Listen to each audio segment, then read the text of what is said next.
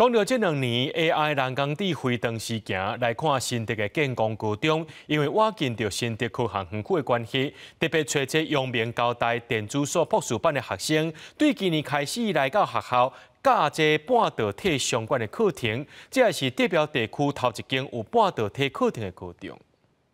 机体电路就是超级大，所以里面的 IC 是超级复杂的结构。 手提 IC 晶片消解半导体原理，帮助学生了解科技发展过程以及半导体材料的特性。新竹建工高中的这门半导体课程，一开课连起学生小齐报名来上课。因为我觉得半导体或者是晶片这种东西，在我们身边扮演很重要的角色，像是手机、电脑、平板里面都有，然后再加上它是现在国际的一种趋势。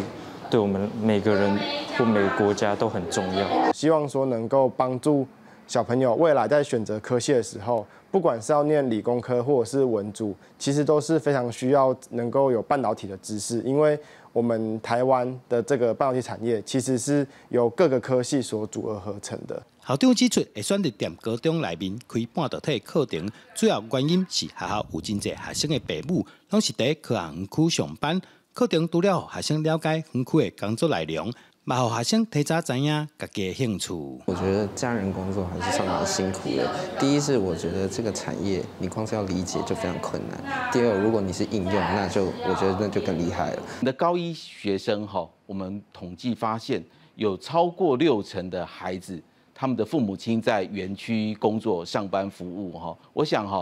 爸爸妈妈在做什么，在对世界上做这么。